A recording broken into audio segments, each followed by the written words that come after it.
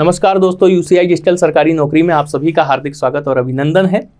हम लोग हिंदी पढ़ रहे हैं और हिंदी में आज हम लोग लिंग, वचन और कारक के विषय में पढ़ेंगे। विशेषकर आज हम लोग लिंग के विषय में पढ़ेंगे, ठीक है ना, कि जेंडर क्या होते हैं हिंदी में।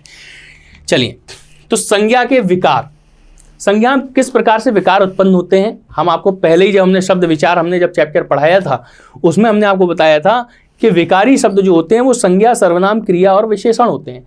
तो संज्ञा में विकार उत्पन्न हो जाते हैं, ठीक है ना। और विकारी शब्द होते कौन है? जिनमें लिंग, वचन और कारक के आधार पर विकार उत्पन्न हो जाते हैं, ठीक है ना। तो आप ये समझ लीजिए कि संज्ञा शब्द कौन सा शब्द है? विकारी शब्द है, यानी जिसमें परिवर्तन होने लगता है। विकार का मतलब हमने आपको बताया था कि परिवर्तन होता है, ठीक है। और किन कारणों से परिवर्तन होते हैं? तो लिंग के, वचन और कारक के आधार पर इन्हें हम बदल देते हैं, ठीक है ना।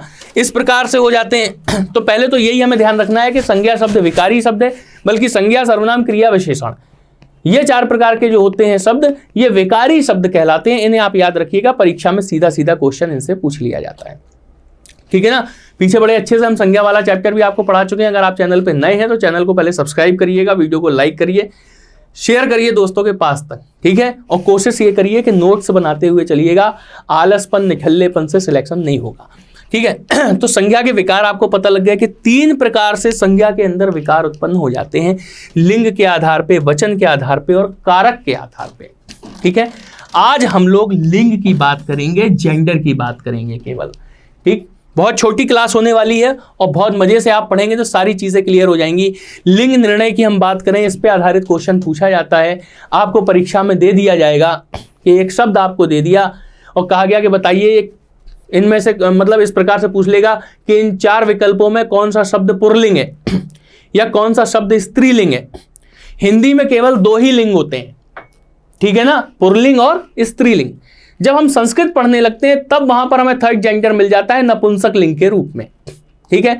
हम लोग हिंदी पढ़ रहे हैं इसलिए हम लोग केवल पुल्लिंग और स्त्रीलिंग की ही बात करेंगे। तो लिंग का अर्थ होता है चिन्ह, ठीक है ना, अर्थात वह चिन्ह जिससे शब्दों का स्त्री या पुरुषवाचक लिंग व्यक्त हो जाता है। कि एक ऐसा चिन्ह होता है जिससे हम ये समझ जाते हैं कि ये शब्द पुल्लिंग है या स्त्रीलिंग है, ठीक है। अब आप देखिए, दो प्रकार के लिंग हिंदी में माने गए हैं, पुल्लिंग और स्त्रीलिंग। और एक चीज जो वन लाइनर में पूछ ली जाती है कि सामान्यतः बड़ा आ पुल्लिंग का प्रत्यय और बड़ी ई स्त्रीलिंग का प्रत्यय मानी गई है, ठीक है। इसे नोट कर लीजिए। हालांकि जब आप आगे बढ़ेंगे तब आप ये देखेंगे कि इसके आगे भी कहानी और है, लेकिन ये सीधे सीधे परीक्षा में कभी कभी पूछ लिए गए हैं, तो इस पॉइंट को आप सीधा नोट कर सकते हो, ठीक है। ये जो लिंग निर्णय की जो कहानी है ये बहुत आगे तक जानी है अभी, ठीक है। चलिए तो छोटी छोटी चीजें आपको समझ में आ गई। दो प्रकार के लिंग माने गए हैं हिंदी में, दो प्रकार के लिंग पूछा जाए हिंदी में कितने प्रकार के लिंग हैं, तो दो प्रकार के लिंग हैं, पुल्लिंग और स्त्रीलिंग। संस्कृत में तीन प्रकार के लिंग माने गए हैं, पुल्लिंग, स्त्रीलिंग और नपुंसक लिंग, ठीक है। और क्वेश्चन ज्यादातर जो आपसे पूछा जाता है 90% इस चैप्टर से यही पूछा जाता है कि कोई एक शब्द आपको दे दिया गया, पूछा गया इसमें कौन सा लिंग होगा, ठीक है। ये चार विकल्प दे दिए गए, पूछा जाएगा इनमें पुल्लिंग शब्द छांटिए या स्त्रीलिंग शब्द छांटिए, इस प्रकार से आपसे पूछ लेता है, ठीक है। कई सारी लगभग हर परीक्षा में इस प्रकार से क्वेश्चन पूछा जाता है। तो आगे हम देखते हैं, पुल्लिंग की अगर हम बात करें तो सीधी सी बात है, पुरुष जाति का बोध होता है, पुल्लिंग कहलाता है। स्त्री जाति का बोध होता है तो स्त्रीलिंग कहलाता है। अब कोई भी शब्द है, मान लो आपसे पूछा जाए कि लड़का पुल्लिंग है या स्त्रीलिंग, तो आप झट से कह दोगे यार लड़का तो पुल्लिंग होता है, लड़की स्त्रीलिंग होता है। लेकिन कोई ऐसा व्यक्ति है जिसे ना पता हो कि लड़का क्या होता है और लड़की क्या होता है, उसे ना पता हो, फिर क्या करना चाहिए आपको वाक्य में प्रयोग करना चाहिए कि लड़का खाना खाता है, ठीक है ना। जैसे लिखा हुआ है लड़का पढ़ता है, तो यहां पे क्रिया आपने कौन सी इस्तेमाल करी? पुल्लिंग क्रिया इस्तेमाल करी आपने। घोड़ा दौड़ता है, आपने पुल्लिंग क्रिया इस्तेमाल करी। जब आपने पुल्लिंग क्रिया इस्तेमाल करी है, इसका मतलब क्या हुआ कि लड़का और घोड़ा पुल्लिंग शब्द हो गए। स्त्रीलिंग की बात करें, उसने कहा कि श्यामा, तो आप ये तो नहीं कहोगे कि श्यामा गाता है, ये तो आप नहीं कहोगे कम से कम, तो उसका वाक्य में प्रयोग कर लो। एक ही तरीका है, दूसरा कोई तरीका नहीं है, सारे नियम फेल है। कोई भी शब्द आपको दिया गया है, आप क्या कर सकते हो, उसका वाक्य में प्रयोग करके आप देख सकते हो कि ये शब्द पुल्लिंग है या स्त्रीलिंग है। तो श्यामा गाती है, स्त्रीलिंग क्रिया का प्रयोग हुआ है यहां पर, ठीक है, अगर आपको श्यामा गाता है तो ये खराब लगेगा, अजीब लगेगा, टोक देगा कोई भी व्यक्ति आपको, ये क्या बोल रहा हूं इंटरेस्टिंग, श्यामा तो गाती है होता है, ठीक है ना। तो इससे पता लगता है कि श्यामा गाती है, इसका मतलब श्यामा कौन है, लड़की है या औरत है या स्त्री है, ठीक है ना। पुस्तक अच्छी है, कोई नहीं कहता कि पुस्तक अच्छा है, कोई कहता है कि पुस्तक अच्छा है, कोई नहीं कहता, हमेशा पुस्तक अच्छी। अब मान लो आपसे पेपर में पूछ लिया जाए कि पुस्तक किस प्रकार का शब्द है, पुल्लिंग है या स्त्रीलिंग है, वो आपको नहीं समझ में आ रहा तो आप पुस्तक का वाक्य प्रयोग कर लो, ठीक है ना, कि पुस्तक अच्छी है, ठीक है ना। इस प्रकार से अच्छी जैसे आया तो आप समझ जाओगे कि पुस्तक स्त्रीलिंग शब्द है। यह बिल्कुल मंत्र आप याद रखो कि कोई भी शब्द अगर आपके लिए यह कहा जाए कि पुल्लिंग है या स्त्रीलिंग है, पढ़ाने के चक्कर में कुछ भी अंट-संट पढ़ा देना, बच्चों को कंफ्यूज कर देना, इसका कोई औचित्य नहीं रहेगा। सीधा आप ये याद रखो कि कोई भी शब्द आपके सामने आया और आपसे कहा गया कि पूछा गया कि ये पुल्लिंग है या स्त्रीलिंग है, तो आप क्या करोगे, उसका वाक्य में प्रयोग करोगे, ठीक है ना। जैसे मान लो आपसे कहा जाए कुर्सी पुल्लिंग है या स्त्रीलिंग है, तो आप तुरंत उसका वाक्य में प्रयोग करो कि कुर्सी टूटी है, तो टूटी की बात जैसी होने लगी, इसका मतलब कुर्सी स्त्रीलिंग हो गई। बात आई ना समझ में, स्त्रीलिंग हो गई कुर्सी, क्योंकि हमने क्या किया है, स्त्रीलिंग क्रिया का उसमें प्रयोग कर दिया है। आपसे कहा जाए कि गद्दा, तो आप कहोगे गद्दा फटा हुआ है, फटा हुआ है, ठीक है ना, गद्दा फटी हुई है, दरी फटी हुई है, गद्दा फटा हुआ है, तो गद्दा पुल्लिंग हो गया, दरी स्त्रीलिंग हो गया। इस प्रकार से आप इस्तेमाल कर सकते हो वाक्यों में, एक भी क्वेश्चन आपका गलत नहीं होने वाला। आगे देखते हैं पुल्लिंग शब्दों की अगर हम बात करें, कुछ अगर हमें कुछ इशारे अगर चाहिए हो उसके लिए, तो जैसे धातु है, अन्न है, माह, दिवस, तारे, ग्रह, रत्न, देश, शहर, पहाड़, वृक्ष इत्यादि, ठीक है ना। कोई भी धातु, सोना की अगर हम बात करें तो सोना क्या होता है, सोना खरीदा जाता है, लेकिन चांदी खरीदी जाती है, तो चांदी अपवाद में आ जाती है। अपवाद जानते हैं क्या होता है, कि जो नियम को फॉलो ना करे, नियम से हट के, वो अपवाद है। कि सारी धातुएं पुल्लिंग में आती हैं, लेकिन एक धातु है चांदी जो पुल्लिंग में ना आके स्त्रीलिंग में आती है। क्यों, क्योंकि सोना की अगर हम बात करें, सोना खरीदा जाता है, तांबा खरीदा जाता है, लोहा खरीदा जाता है, चांदी खरीदी जाती है।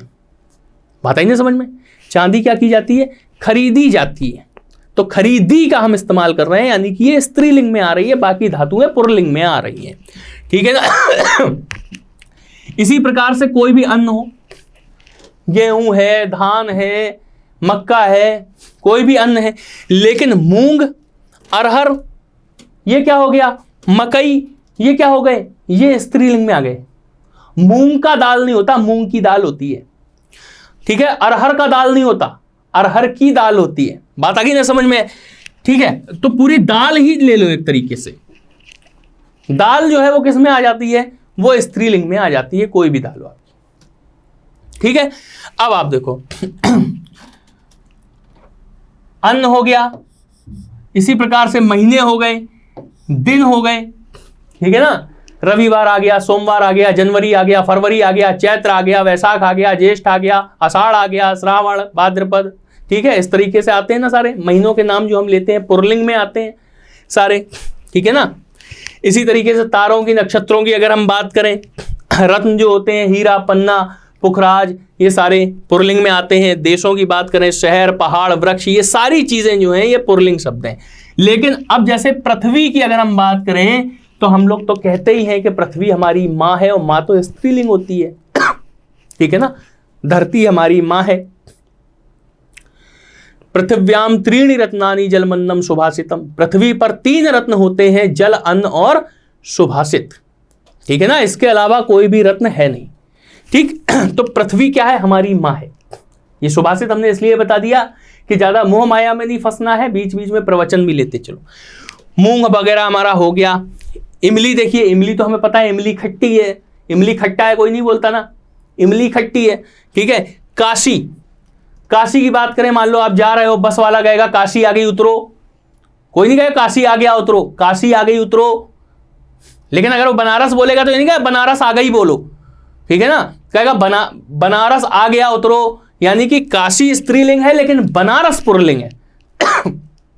शब्दों के प्रयोग के आधार पर ही तो बात हो रही है। तो काशी और बनारस एक ही है, लेकिन काशी स्त्रीलिंग है और बनारस क्या है, पुल्लिंग है।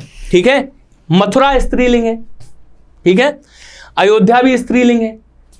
तो इनका वाक्य प्रयोग करके आप समझ जाओगे कि पुल्लिंग शब्द किस प्रकार से होते हैं। ठीक है, इनके पास अपवाद होगा, क्योंकि काशी मथुरा अयोध्या क्या है, ये शहरों के नाम है, तो ये अपवाद हो गए कि कुछ शहर, अब कोई मान लो हम कहें कि शहरों के नाम पुल्लिंग होते हैं, आपको काशी, आपको मथुरा, ठीक है ना, तो हम क्या कहेंगे कि ये अपवाद हैं, ये नियम विरुद्ध हैं।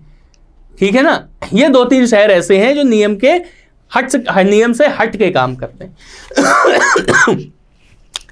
स्त्रीलिंग आप देख लो, जैसे नदियों के नाम हो गए गंगा यमुना सरस्वती, तिथियां हो गई दूज तीज चौथ, जो हिंदी तिथियां होती हैं कि कल दूज आएगी, परसों तीज आएगी, उसके आगे चौथ आएगी, तो आएगी शब्द हम लगा रहे हैं, यानी कि क्या हो गई, ये स्त्रीलिंग हो गए। लेकिन इनमें कुछ अपवाद होते हैं, ये इंपॉर्टेंट है, जैसे सिंधु, ब्रह्मपुत्र और सोन नदियां जो हैं ये हमेशा पुल्लिंग शब्दों में इस्तेमाल होती हैं। इन्हें आप बिल्कुल नोट कर लीजिए, क्योंकि इसमें कंफ्यूजन हो जाएगा।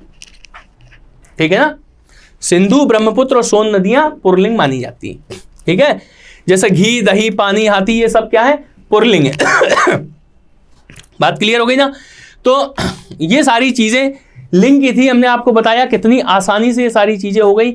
और किसी भी शब्द का अगर आपको ये जेंडर पता करना हो कि ये पुल्लिंग है या स्त्रीलिंग है, तो आप उसे वाक्य में प्रयोग करो। जब हम प्रैक्टिस करवाएंगे, एक्सरसाइज करवाएंगे, तो उसके अंदर हम कई सारे क्वेश्चन इस तरीके के रखेंगे। लेकिन इस चैप्टर में कोई ज़्यादा खास चीज़ थी नहीं, इसलिए ये चैप्टर आपका हम जल्दी कंप्लीट करते हैं। बस एक मंत्र बस याद रखो कि कोई भी शब्द है उसका आप वाक्य में प्रयोग करो, और वाक्य में प्रयोग करने के बाद आप खुद समझ जाएंगे कि ये पुल्लिंग में आता है या स्त्रीलिंग में आता है। ठीक है ना, तो चैनल को सब्सक्राइब करिएगा, वीडियो को लाइक करिए, शेयर करिए, और मिलते हैं अगली क्लास में नए टॉपिक के साथ में, वचन के साथ में। बहुत बहुत धन्यवाद।